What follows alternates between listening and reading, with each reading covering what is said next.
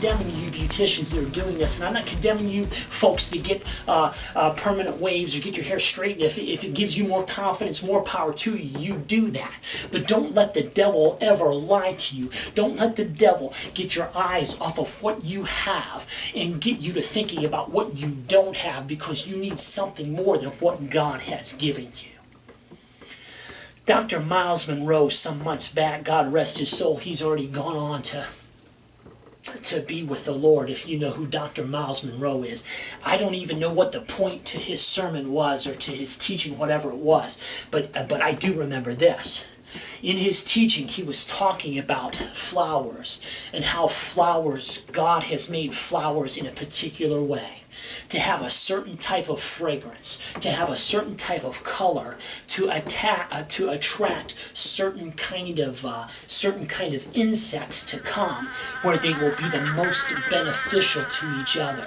Certain insects will pollinate that flower the best, and those flowers will produce fruit that will be the best for those types of insects, and it works together.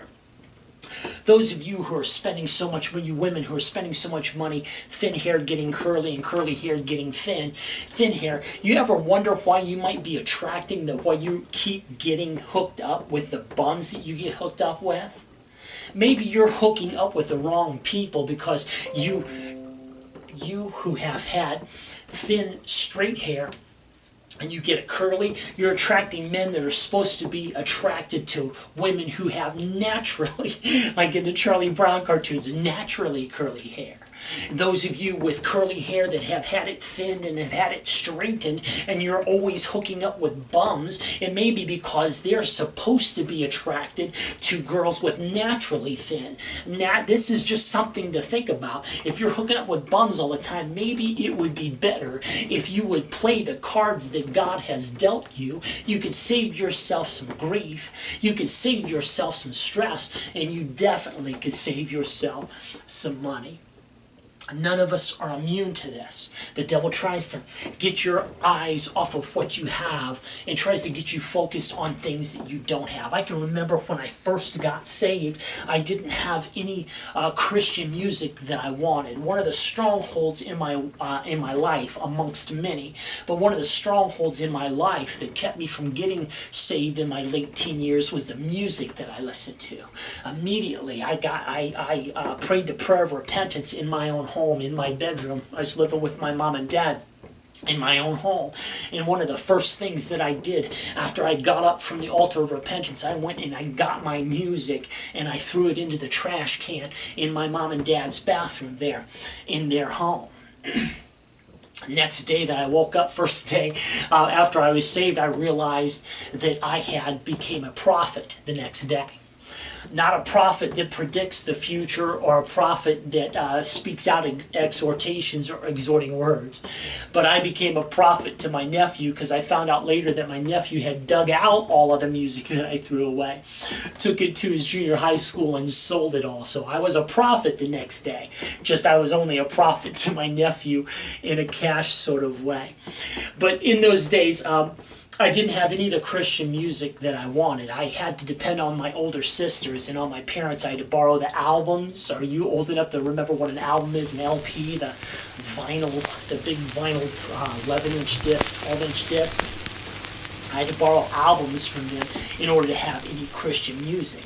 But the problem was, and it ties into what we're talking with here today from Genesis chapter 3, is that I got my eyes off of what I had and started fixating on stuff that I didn't have. I couldn't enjoy the music that they did let me borrow. I couldn't enjoy that music because I was fixating over more music that I was wanting, that I was hearing on our local Christian radio station. I wanted more music, and I wanted to get that, and I couldn't let the music that I had be a blessing to me because I was fixating on other music that I was wanting. Just as a baby Christian. But really it wasn't just when I was a baby Christian. I've had this happen to me not just within the past couple of years, because I had ordered some time back, I ordered a introduction to Old Testament Hebrew lesson book. I ordered it through the mail.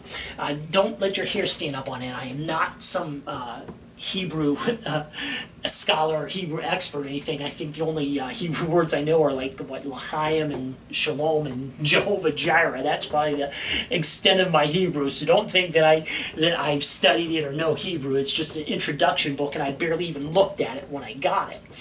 But when it came in the mail and I got it all unwrapped and I was looking at it, I got so excited about it. I told my wife, I said, I need to get a New Testament Greek, introduction to New Testament Greek book. And my wife, which at times can be a lot wiser than I am, said, you know what, maybe you've got a whole bookshelf of books upstairs, of books that you haven't even touched in months or years. Let's get through this book first, and then we'll order that, which is wise, because I haven't, it's been months since I've even taken a look at that book. The whole point to what I'm trying to say here is this: you are, and I am. We are a lot healthier spiritually. We're a lot healthier, a lot more content, a lot happier mentally when we get control of our souls, get control of our will and our emotions, and let our spirit reign, and enjoy that music that we do have.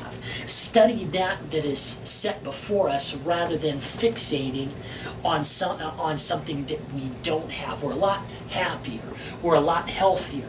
We're a lot happier and a lot healthier spiritually and mentally, and that affects our physically too. We're probably a lot healthier physically too when we do